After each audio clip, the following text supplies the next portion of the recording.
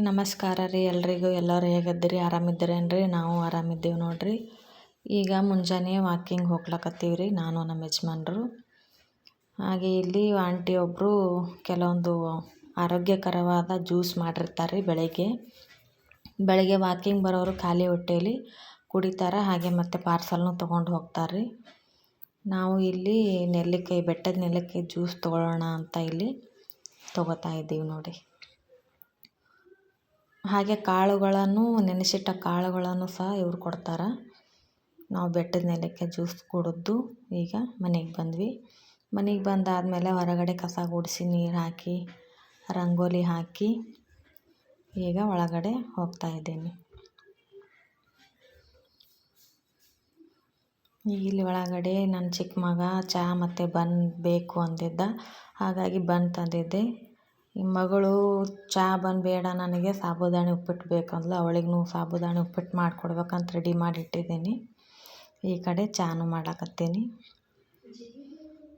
ಮುಂಜಾನೆ ಮಕ್ಕಳ ಜೊತೆ ಭಾಳ ಗಡಿಬೇಡ ಕೆಲಸ ಇರ್ತದೆ ನೋಡಿರಿ. ಭಾಳ ಗಡಿಬಿಡಿ ಆಗುತ್ತೆ ಕೆಲಸ.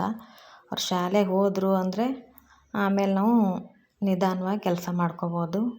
ಅವರಿಗೆಲ್ಲ ರೆಡಿ ಮಾಡಿ ತಿನ್ನಿಸಿ ಕಳಿಸೋಷ್ಟರಲ್ಲಿ ಕೆಲಸ ಭಾಳ ಗಡಿಬಿಡಿ ಆಗಿರುತ್ತೆ ನೋಡಿರಿ. ಈ ಕಡೆ ಇನ್ನೊಬ್ಬ ಮಗ ಚಕ್ಕೋಲಿ ಬೇಕಂತ ಹೇಳಿದ್ದ. ಹಾಗಾಗಿ ಅವನಿಗೆ ಚಕ್ಕೋಲಿ ಮಾಡ್ತಾಯಿದ್ದೀನಿ. ಈಗ ಇದೇನು ಸೋಸ್ತಾ ಇದ್ದೀನಿ ಅಂದ್ರೆ ಬೆಲ್ಲ ಕರಗಿಸಿದ ಮೇಲೆ ಹಿಂಗೆ ಸೋಸ್ಕೋತೀನಿ. ಯಾಕಂದ್ರೆ ಬೆಲ್ಲದಾಗ ಸಣ್ಣ ಸಣ್ಣ ಕಸ ಇರ್ತದೆ, ಅದಕ್ಕೋಸ್ಕರ ಹಿಂಗೆ ಸೋಸ್ಕೊಂಡು ಮಾಡ್ತೀನಿ ನೋಡಿರಿ.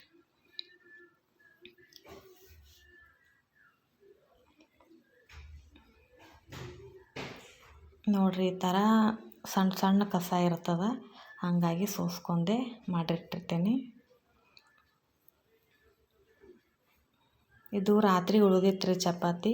ರಾತ್ರಿ ಉಳಿದ ಚಪಾತಿಯಿಂದನೇ ಚಕ್ಕೋಲಿ ಮಾಡಿಕೊಡ್ತಾಯಿದ್ದೀನಿ ಮಗನಿಗೆ.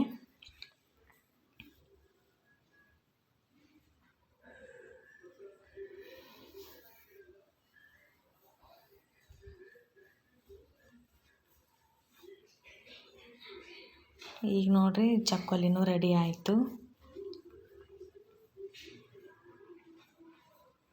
ಈಗ ಒಬ್ಬ ಮಗ ಚಹಾ ಬನ್ ಮತ್ತು ಮಗಳು ಸಾಬುದಾಣಿ ಉಪ್ಪಿಟ್ಟು ತಿಂದು, ಇನ್ನೊಬ್ಬ ಮಗ ಚಕ್ಕೋಲಿ ತಿಂದು ಈಗ ಶಾಲೆಗೆ ಅವ್ರು ಹೋದರು. ಈಗ ಇದು ನಮ್ಮ ಯಜಮಾನ್ರಿಗೆ ಹಾಕ್ಕೊಡ್ತಾ ಇದ್ದೀನಿ. ಇದಾಗಿತ್ತು ನೋಡಿರಿ ಇವತ್ತಿನ ವ್ಲಾಗ್. ಈ ವ್ಲಾಗ್ ನಿಮಗೆ ಇಷ್ಟ ಆಗಿದ್ದರೆ ಒಂದು ಲೈಕ್ ಮಾಡಿ ಫ್ರೆಂಡ್ಸ್. ನಮಸ್ಕಾರ ರೀ ಎಲ್ರಿಗೂ.